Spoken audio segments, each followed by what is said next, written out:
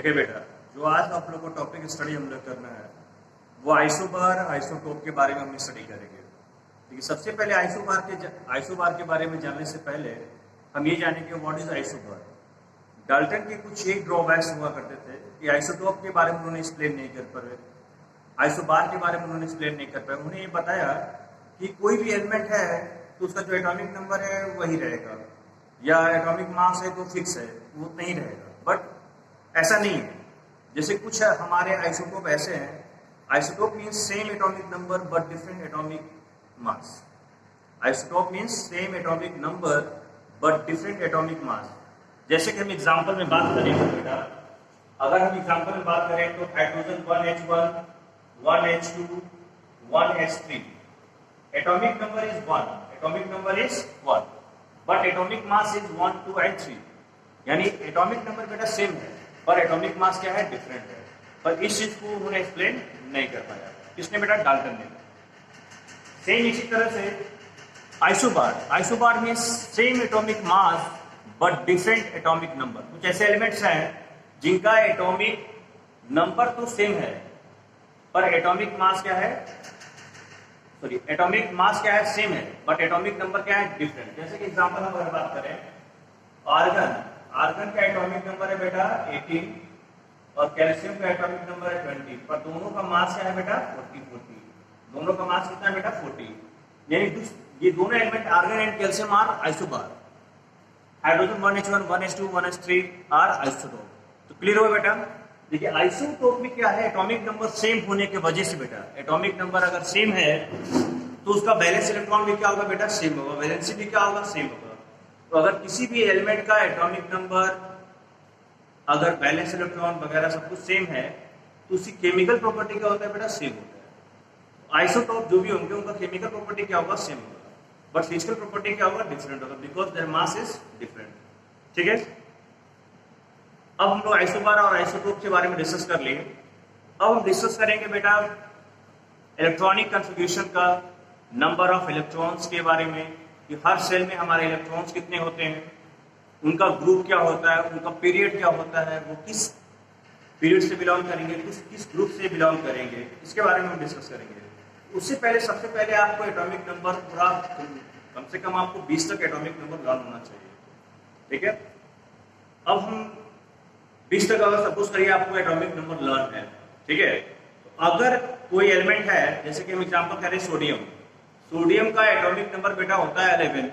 अगर उसका हम इलेक्ट्रॉनिक कॉन्फ़िगरेशन करें, what is the meaning of electronic configuration, the arrangement of electron in different shell. Again I repeat, the arrangement of electron in different cell.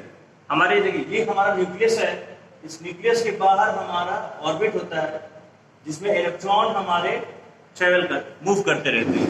Electron हमारा क्या करते हैं बेटा, मूव करते हैं। ये आपका न्यूक्लियस है, न्यूक्लियस, इसके न्यूक्लियस के अंदर में प्रोटॉन प्लस न्यूट्रॉन दोनों होते हैं, प्रोटॉन प्लस न्यूट्रॉन। और सारा जो एटम का मास होता है वो कंसंट्रेटेड होता है ये न्यूक्लियस के अंदर। ठीक है बेटा। और बाहर हमारे इलेक्ट्रॉन्स क्या होते हैं, रिवॉल्व करते रहते हैं। जो फर्स्ट सेल है उसको हम n = 1, n = 3, 2, n = 3, k shell, l shell and m shell, ये हम इसको डिनोट करते हैं, k सेल, m सेल और n सेल। k सेल में मैक्सिमम नंबर ऑफ इलेक्ट्रॉन जो होता है बेटा 2 इलेक्ट्रॉन मैक्सिमम होता है। l में मैक्सिमम नंबर ऑफ इलेक्ट्रॉन जो होता है वो 8 होता है। और 3 में वाले 3 सेल में मैक्सिमम नंबर ऑफ इलेक्ट्रॉन बेटा 18 होता है। कितना होता है बेटा, 18। तो 2 8 18 32 करके इलेक्ट्रॉन्स आपके हर एक सेल में होते हैं। उसको हम लोग इसी अरेंजमेंट को, जैसे मान लीजिए सोडियम है तो सोडियम का एटॉमिक नंबर 11 है, इसको हम लिखेंगे 281। ये अरेंजमेंट है बेटा, arrangement of electron in different shell. पहले सेल में 2 इलेक्ट्रॉन, दूसरे में 8 और तीसरे में 1 इलेक्ट्रॉन। तो ये अरेंजमेंट ऑफ इलेक्ट्रॉन है डिफरेंट सेल में, इसी को हम लोग बोलेंगे बेटा इलेक्ट्रॉनिक कॉन्फ़िगरेशन। क्या बोलेंगे बेटा, इलेक्ट्रॉनिक कॉन्फ़िगरेशन। अब ये जो लास्ट इलेक्ट्रॉन आ रहा है बेटा, लास्ट इलेक्ट्रॉन, ये जो लास्ट इलेक्ट्रॉन आ रहा है that is valence electron, that is valence electron. और इससे पहले जो इलेक्ट्रॉन्स आ रहे हैं 2 और 8, that is known as core electron. The core electron is responsible for the physical property and the valence electron is responsible for the chemical property। यानी जो valence electron है वो डिसाइड करेगा कि एलिमेंट मेटल है या नॉन मेटल है या रिएक्शन कैसा वो करेगा।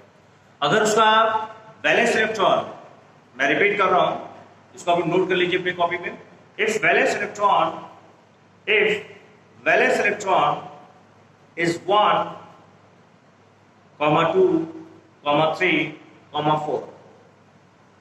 If valence electron is 1, 2, 3, 4, then valency will be 1, 2, 3, 4.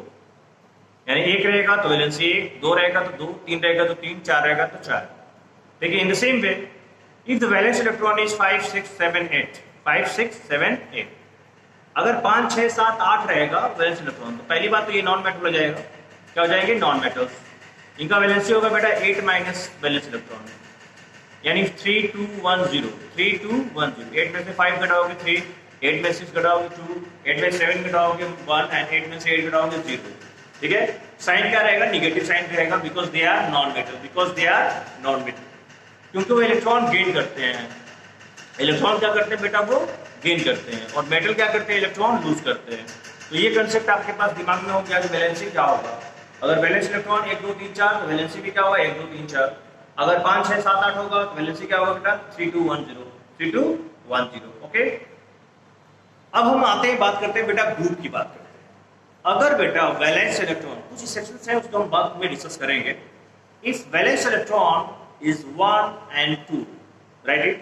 If valence electron is 1 and 2, then group will be 1 and 2. Then group will be 1 and 2. If valence electron is 3, 4, 5, 6, 7, 8. If valence electron is 3, 4, 5, 6, 7, 8, then group will be valence electron plus 12. Valence electron plus 12.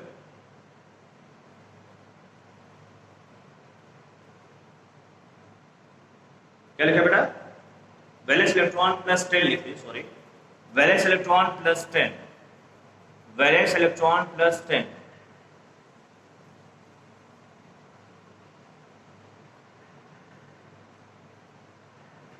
Valence electron plus 10। जैसे कि aluminium का atomic number 13, valence electron is 3 because 2, 8, 3, valence electron is 3, then group is 3 plus 10, 30, 3 plus 10, 30। Carbon valence electron is 4, group is 4 plus 10, 14, 4 plus 10, 14।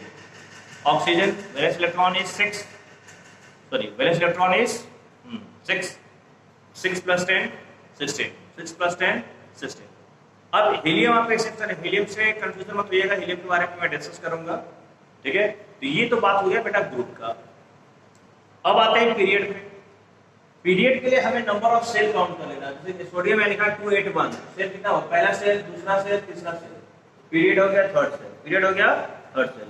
तो electronic configuration जब हम करेंगे तो हमारा number of sales को हम काउंट कर लेंगे, दैट इज पीरियड।